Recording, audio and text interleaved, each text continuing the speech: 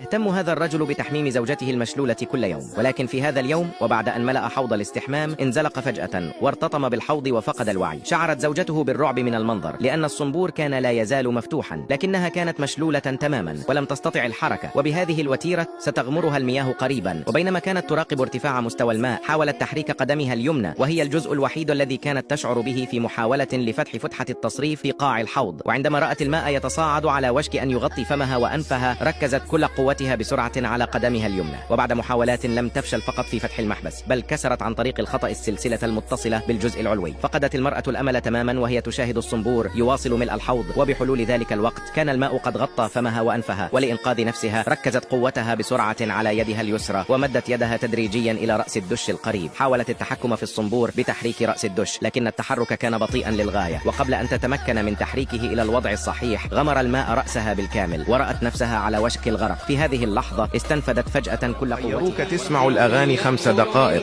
ولا تسمع القرآن دقيقة. تخيل الله يراك وأنت تنشر القرآن وتكتب لا إله إلا الله. ولئن أطعتم بشرا مثلكم إنكم إذا لخاسرون. فتح الصنبور لإبطاء تدفق الماء، لكن مستوى الماء المرتفع ظل يشكل تهديدا حقيقيا لحياتها. وبينما كانت أنفاسها المكبوتة على وشك النفاذ تركت جسدها بسرعة لتطفو قدمها اليمنى بشكل طبيعي، ثم ركلت فتحة التصريف بقوة لفتحه. بدأ منسوب الماء بالانخفاض على الفور، وبعد أن فرغ بعض الماء خرج رأسها أخيرا فوق السطح. وبفضل إرادتها القوية في الحياة نجت المرأة أخيرا، لكنها اكتشفت بعد ذلك اكتشافا مذهلا. لقد أعادت تجربة الاقتراب من الموت الإحساس إلى جسدها بالكامل بأعجوبة. ولد جسدها الذي كان مشلولا لمدة 30 عاما من جديد. تشبثت بحافة الحوض ونهضت تدريجيا لتطمئن على حالة زوجها، لكن الغريب أن زوجها الذي كان ملقى على الأرض اختفى فجأة. نظرت إلى العلامات على الأرض فسقطت في يأس. لم يكن زوجها قد أغمي عليه حقا؟ لماذا رآها تكاد تغرق دون أن يساعدها؟ هل كان هذا مدبرا من زوجها؟ فكرت في هذا فأمسكت بسرعة بستارة الحمام، لكن جسدها لم يستعد عافيته تماما، فسقطت على الأرض بثقل مرة أخرى. كافحت للوقوف وتعثرت نحو طاولة السرير لتتصل بالشرطة، لكن ما إن رفعت سماعة الهاتف حتى رأت ظلا غريبا من خلال شق الباب من قبل. لم تصدق صديقتها عندما أخبرتها أن زوجها يخونها، لكن الآن أدركت أن كلام صديقتها كان صادقا تماما. هل كان زوجها يحاول حقا قتلها ليهرب مع عشيقته؟ ولمنع نجاح خطة زوجها أمسكت بسرعة بقطعة زجاج مكسورة من المرآة المحطمة واستخدمتها للتأمل ورؤية ما يفعله زوجها في الخارج، لكنها أدركت بعد ذلك أن الظل الذي رأته لم يكن سوى الستارة التي تتحرك في الريح. مع ذلك ظلت حذرة وتحركت ببطء نحو الباب خائفة من أن يظهر زوجها فجأة.